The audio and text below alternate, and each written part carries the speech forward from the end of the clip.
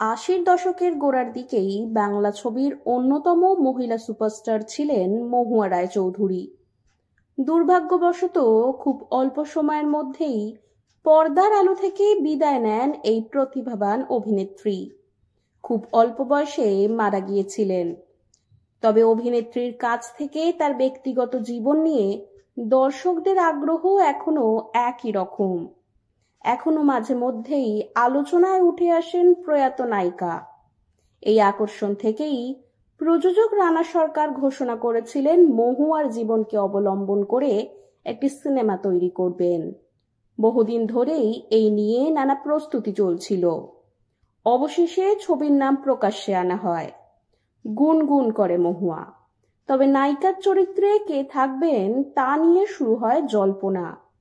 এর আগে রানা সরকারের প্রযোজনা সংস্থার 15 বছর পূর্তি অনুষ্ঠানে অঙ্কিতাকে দেখা গিয়েছিল। তখন থেকেই অনেকে অনুমান করেছিলেন খুব শিগগিরই প্রযোজকের নতুন ছবিতে তাকে দেখা যাবে। কিন্তু চরিত্রটি এত বড় চমক হবে তা কেউ আন্দাজ করতে পারেননি।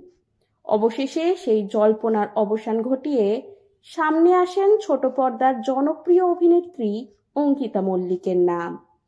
বর্তমানে জি বাংলার জনপ্রিয় ধারাবাহিক জগদ্ধাত্রীর মূল চরিত্রে অভিনয় করছেন তিনি। মহুয়া রায়চৌধুরীর চরিত্রে অঙ্কিতার অভিনয়ের খবরে স্বাভাবিকভাবেই খুশিতে ভাসছেন তার অনুরাগীরা। অঙ্কিতা নিজেই এই খবর নিশ্চিত করে বলেছেন, আমি উত্তেজিত আর নার্ভাস, সমস্ত অনুভূতি একসঙ্গে কাজ করছে। আমাকে এমন একজন অভিনেত্রীর চরিত্রে অভিনয় করার সুযোগ প্রযোজক রানা সরকার দিয়েছেন, যিনি আমার মতোই প্রত্যেক সিনেমা প্রেমী বাঙালির কাছে ভীষণ প্রিয়। এক কথায় স্বপ্নের নায়িকা। এই চরিত্রকে বড় পর্দায় ফুটিয়ে তোলার কাজটাও কঠিন।